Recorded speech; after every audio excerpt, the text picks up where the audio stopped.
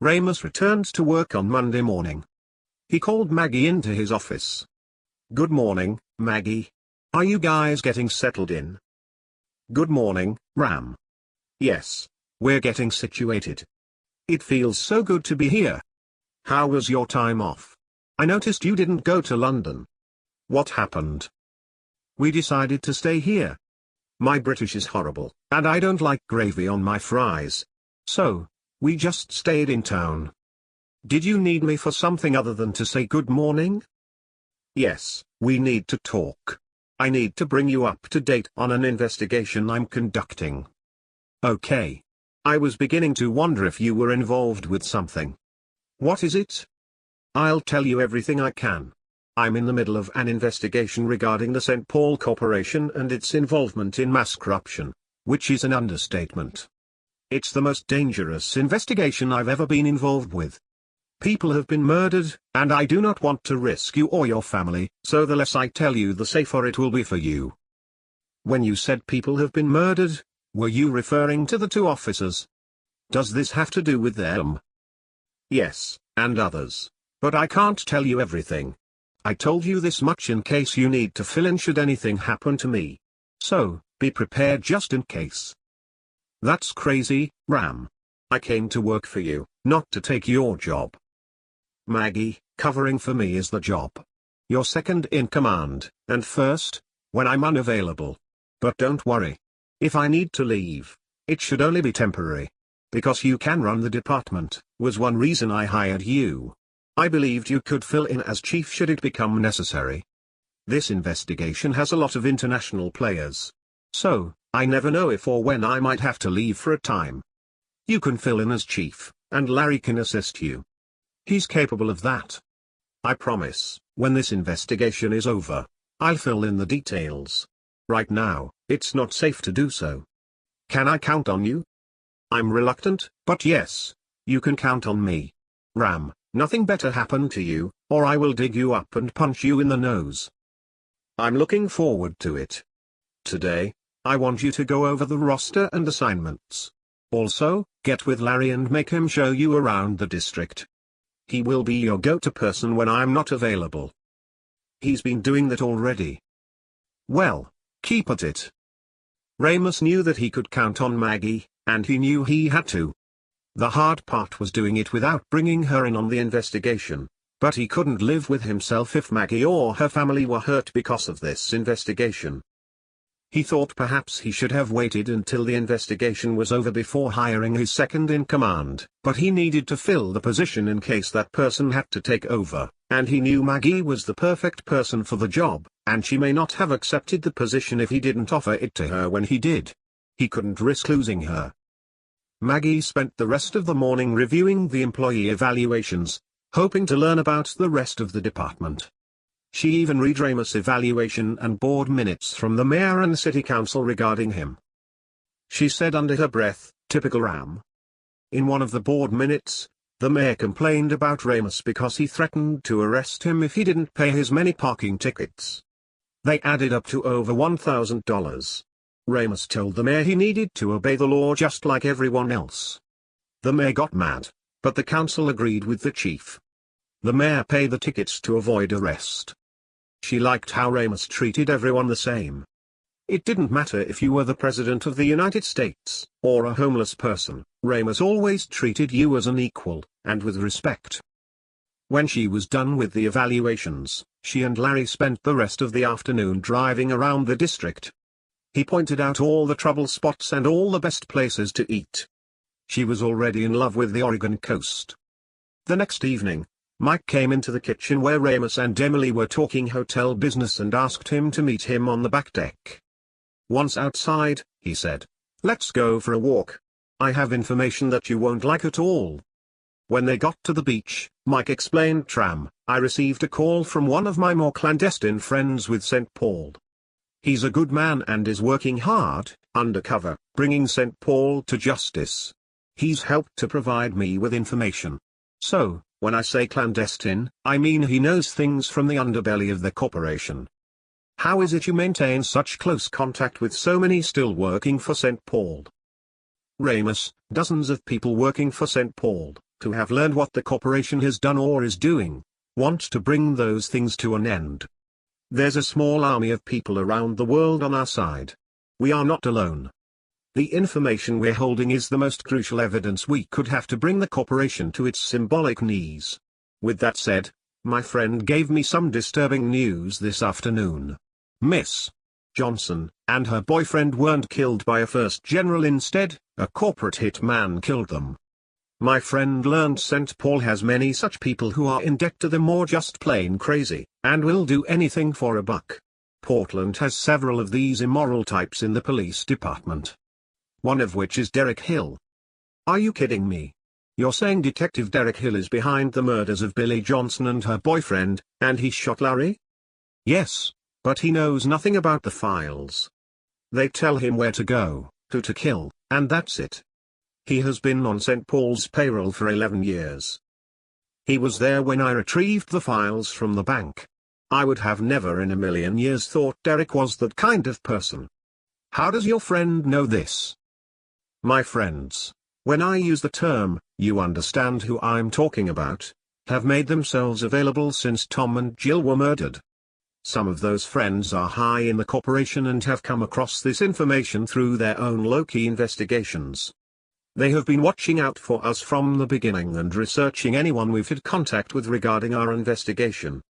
Our investigation? Are we on the same investigation, Mike?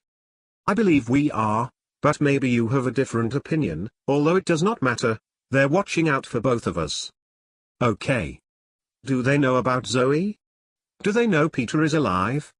What about Emily? I'm worried right now. What about them? Mike answered, as far as my friends and St. Paul are concerned, Peter and Emily are out of the picture. Zoe is another story, but there's no intention by anyone to reveal she, Melissa and Catherine are still alive. I took the liberty to have all of their records expunged. Zoe is cited in the records as your girlfriend. There will be no mention of her being a general. I hope I didn't make some wrong assumptions, but we couldn't keep her out of this. That was the best and safest way to handle her. I hoped so. What can you tell me about Derek?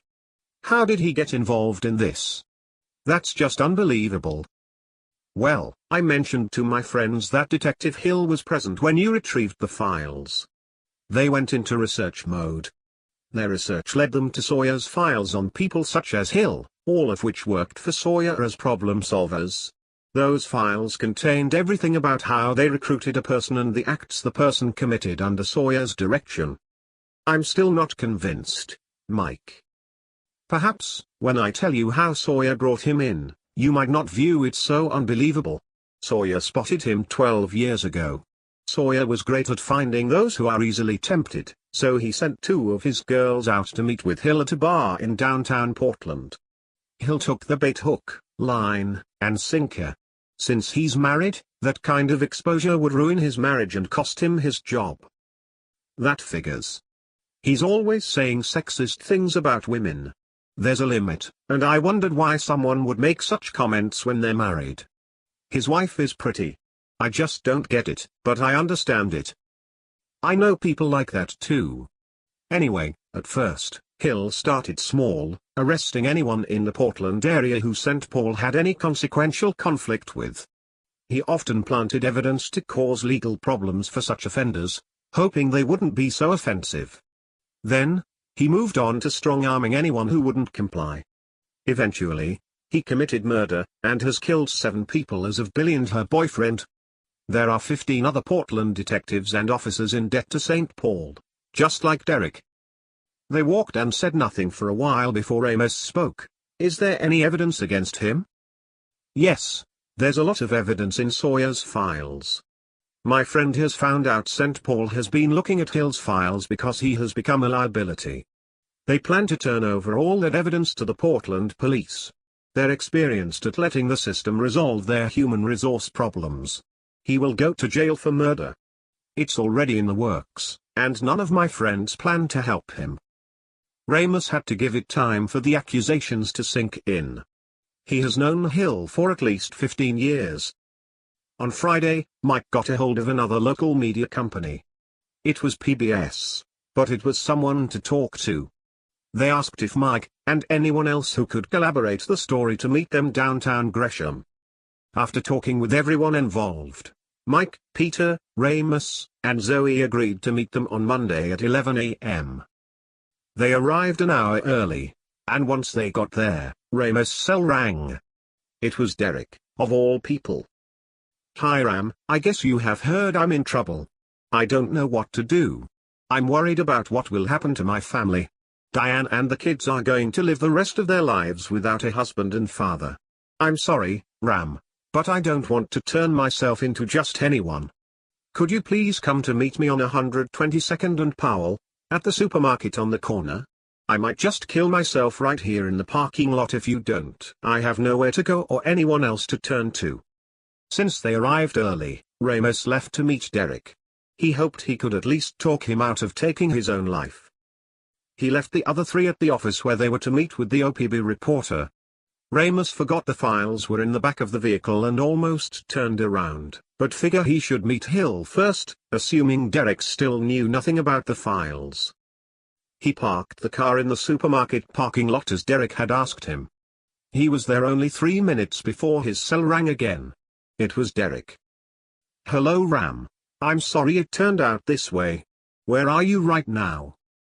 "You know where I am. Listen and listen carefully. I have your friends. I'll kill them if you refuse to answer even one of my questions. Do you understand?" "Yes, I understand Derek. Where are the files?" "I have them with me." Derek expected Ramous to leave the files behind after he called him.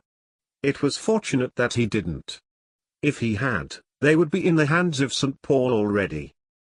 Derek asked, "Do you remember the Costco just north of 162nd and Sandy?" "Yes, I know where it's at. There's a warehouse 3 blocks north of Costco. You will see a red Corvette park out front on the road. Bring all files regarding St. Paul and drop them inside the front garage doors of that warehouse. Once St. Paul verifies the information, I'll let your friends go. You have 20 minutes to get here. It will not take longer than that." "Do you know what those files contain, Derek?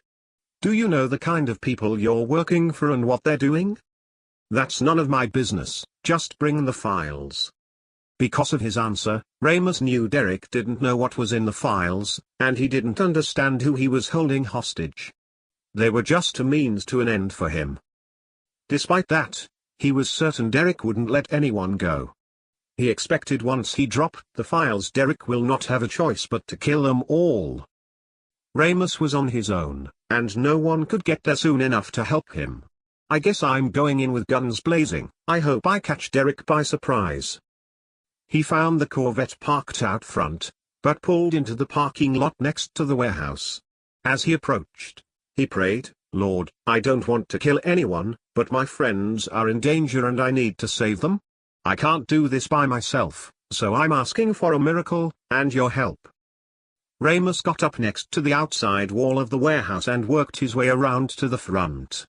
There were no doors on the side of the building, so he had to go through the front entrance, which gave him no advantage. Several windows were lining the side of the building, so he peeked in to see at least 6 men scattered around the building, inside.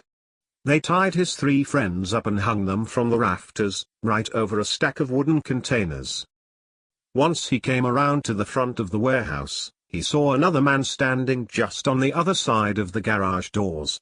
He was dressed in fatigues. Ramous, at first, assumed he was one of Derek's men, but the man looked right at him and put his finger up to his mouth as if to tell him to be quiet. Where did he come from? He made his way over to Ramous, and whispered, "I'm going in, follow right behind me."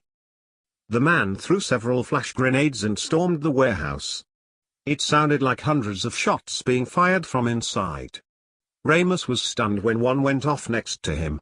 So, by the time Ramous got through the door, the other man already went through the warehouse and out the other side. On the way, he knocked everyone out. All 7 men, including Derek, were lying on the floor out cold.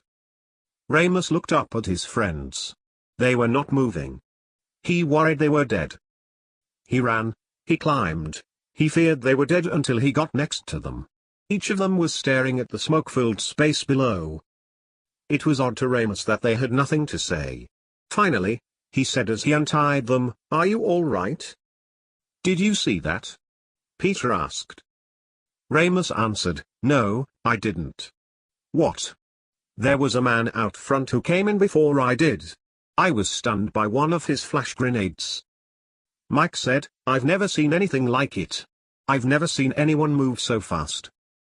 Ramous looked around, but no one was there.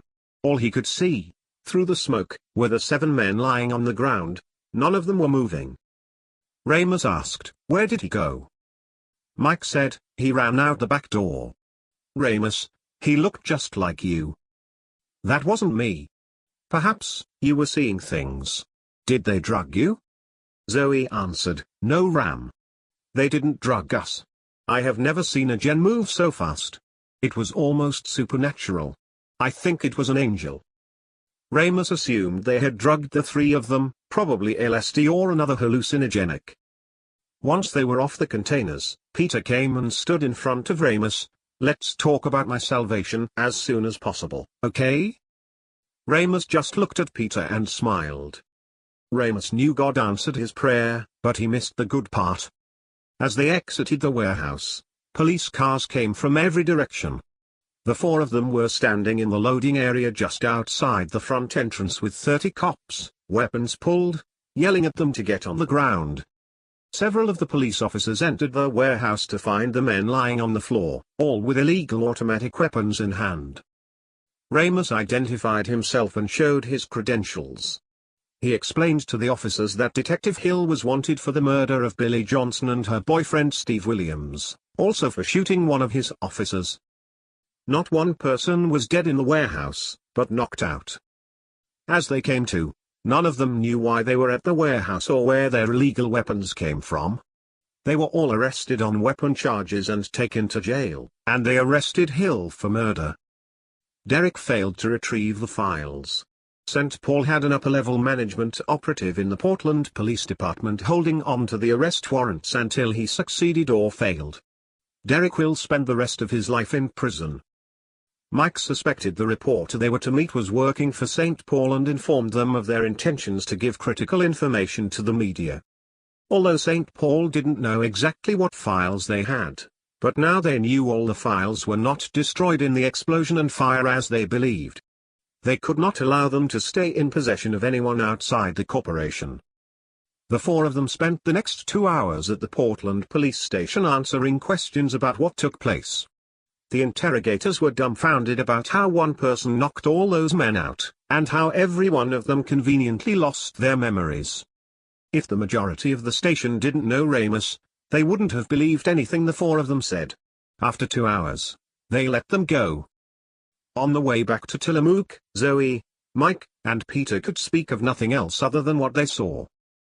Ramous hoped God would help him, but he had no clue he would do such a thing. There must be more to the St. Paul Corporation and what they're doing than he imagined. He was more confident now than before, believing he was doing the right thing, but he was most happy his friends and Zoe were safe. He looked at Zoe and smiled. She smiled back and swung her arm over the back of his seat and laid her head on his shoulder. She put her mouth next to his ear and said, "Thank you, Ram, for saving us. I love you." Wow. Where did that come from? Since he was driving, he just kept his eyes straight forward. Zoe chuckled, as did Peter and Mike. Oops, she looked at them, then turned red. Mike spoke up. "They know we have the files, and they will come after us. We need to get this information into the public arena." Just then, as if it was part of the plan, Mike's cell rang. It was Jane Myers from Trouble in Paradise. It was a well-known national news agency. They had a 2-hour-long primetime program twice a week dealing with corruption in the U.S., particularly in government. She heard about the bust in Portland and was contacted by Jerome Waters. Jerome was one of Mike's friends, still with the corporation. He told Jane what was happening within the St. Paul Corporation and gave her Mike's number. Mike agreed to meet with her in Vancouver, Washington, in 2 days. No sooner did Mike hang up when his cell rang again.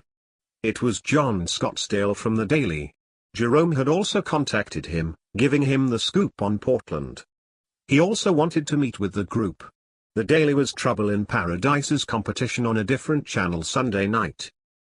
Mike didn't want to present the story twice, so he forced John to meet them in Vancouver at the same time they meet with Myers. After the calls, Mike spoke. "Now, we have to figure out how to stay alive until then." They found a small rental at the end of Nutart's Bay, where it all started, and rented it for 3 days. Peter was concerned Emily was not safe, so they dropped him off at the beach Kuma. As he was getting out of the car, Mike said, "Peter, I have it from good authority you're no longer involved with this issue. It's best if you and Emily stayed here and act as if nothing has happened." Peter was concerned, but agreed to do just as Mike suggested.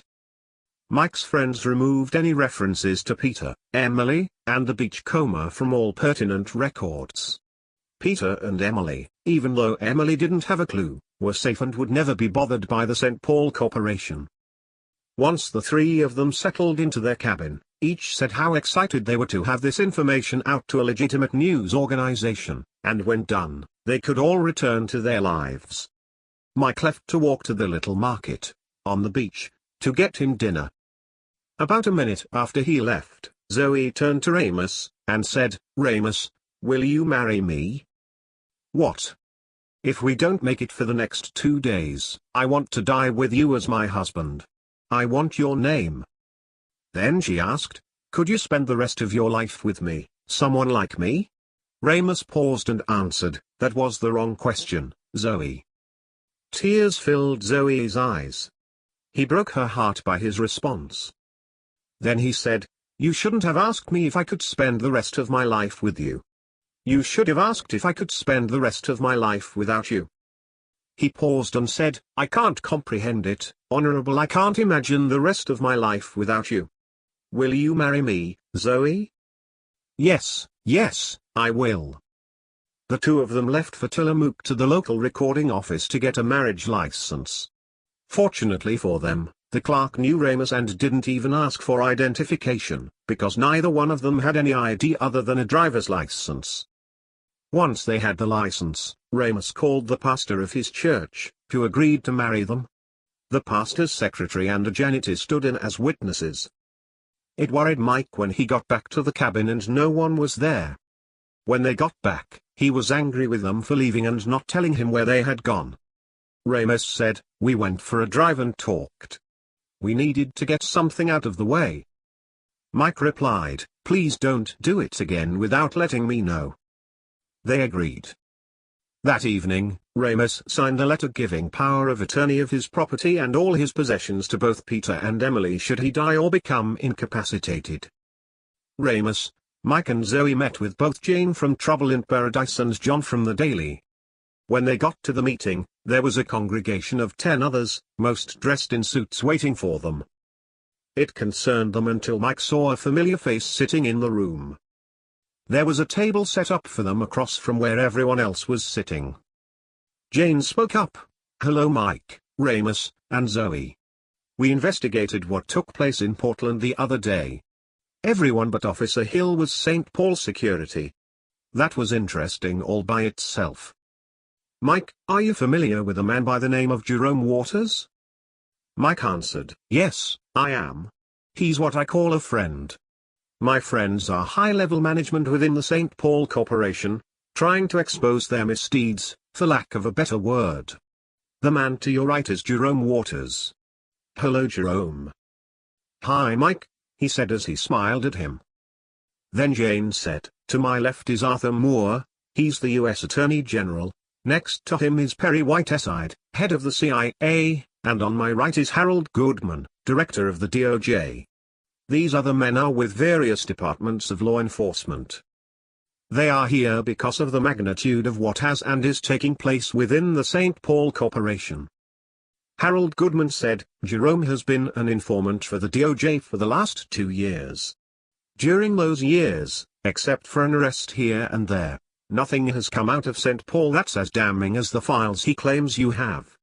We already know there are several elected government officials in bed with St. Paul. We know they write and pass legislation to support the corporation. many of them receiving kickbacks, but we couldn't prove it. Therefore, we're here today to review those files so we can do what we need to put an end to this corruption. Mike and Ramous presented the files to the panel. The files shocked them even beyond their suspicions. It took 2 days of review to reveal all the corruption taking place worldwide. The whole panel thanked them for their heroism and protection of the files. Eventually, the federal government planned to arrest 14 congressmen and 13 senators and charged them with extortion, murder, and treason. They served dozens of foreign officials with similar warrants for their arrest. The Attorney General's office planned to follow up on every name of every victim listed in the files. They indicted everyone who was to become a fifth general. The Attorney General's office planned to hire additional staff to deal with all of the prosecutions. After presenting them with their information and backup, Mike gave them other names and numbers of high-level managers who supported their findings. Mike stayed behind, in Vancouver, to work with Jerome and other law enforcement departments. Before Ramous and Zoe left, Mike spoke to them. When it's safe, I plan to move to the Oregon coast, near my good friends. I hope you do, Mike. Thank you for getting us through this, Ramous said as he hugged him. Zoe hugged Mike too, and said, see you soon. It wasn't safe enough to return to the Beachcomber until both programs aired and arrests were made, so they stayed in the cabin at Nuttall's Bay. On their second day back, around 6 p.m., there was a massive explosion. The cabin where they were staying and the ones on either side were blown up. The blast was so massive nothing of the 3 cabins remained except for the burning foundations. St. Paul found them, but it was too late. The information was made public. The 14 congressmen and 13 senators will be indicted. But was it too late for Ramous and Zoe? The news was a shock to everyone involved.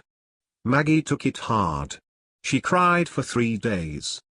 This was the second time she lost her best friend, Ramous. He was the closest friend she has ever had. Ramous left Peter and Emily power of attorney over $3 million, the bed and breakfast, and another 2 acres in Manzanita. Sunday night Maggie, Hank, and the 3 kids were watching TV when Trouble in Paradise came on. Welcome to Trouble in Paradise. Many throughout the world have wondered what has taken place at the St. Paul Corporation. Tonight, we have the story behind the damning accusations against one of the largest corporations in the world. Before we tell the story, I want to celebrate 2 American heroes, ordinary American citizens, never planning to, yet refusing to turn away from the consequences of their heroism by giving their lives to save others. In fact, to save the world. The story starts in a small town of Tillamook, Oregon, where a police chief of the small community, and a young woman, who to this day continues to be a mystery, took on one of the world's largest corporations by exposing their evil agenda, including decades of perverted, sickening experiments against humanity. Before I present the rest of the story, I want to say thank you to these brave citizens for their selfless acts of bravery. Thank you.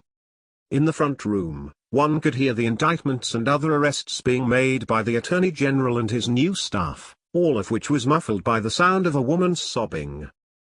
Meanwhile, in Spain, Zoe, can you teach me Spanish? I'm tired of getting refried beans when I ask for a soda. I hate refried beans. Yes, Honorable.